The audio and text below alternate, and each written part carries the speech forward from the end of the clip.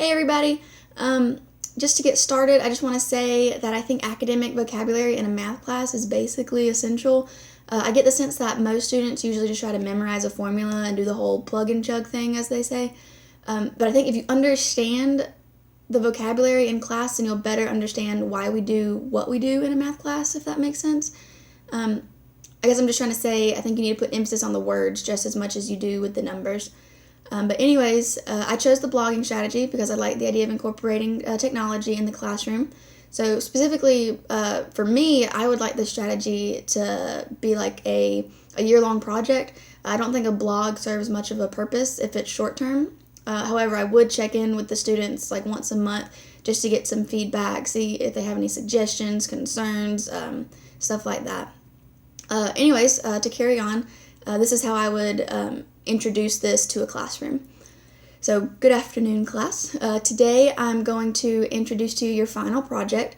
Each of you will create your own blog. The purpose would be to use the academic language that you learn in this class and throughout the conversations with your classmates. This would also, I guess, take the place of writing papers, presenting PowerPoints, and stuff like that. So in your blog, I expect you to include the occasional picture, table, video, whatever you see fit and whenever. It's not just going to be, here's a question and answer it. I do expect you to actually go a little beyond that. So at the beginning of every week, I will give you a prompt and a list of words to focus on based on what we are learning that week. And every response would need to be due on Saturday evening. And also I would expect you to respond to 2 other classmates also due over the weekend. And don't worry, I know this sounds like a lot of information, but it will be in the rubric and guidelines that I'll give you later. So as the teacher, I will be responsible for making sure that the blogs and websites we're using are protected and private. The only people who would be able to view your blogs would be, of course, me and yourself, and also your classmates and potentially even your parents if I decide so. So we will occasionally take class time to work on your blogs, but you will mainly work on this as homework. If you don't have internet access at home, then come to me and we can work something out.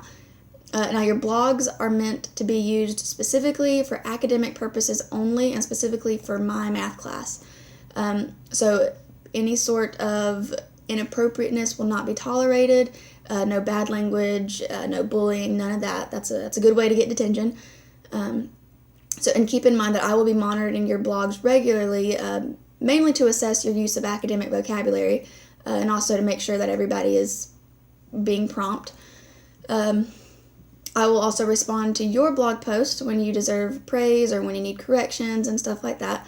And I'm also expecting you, like I said, to respond to 2 of your classmates' posts.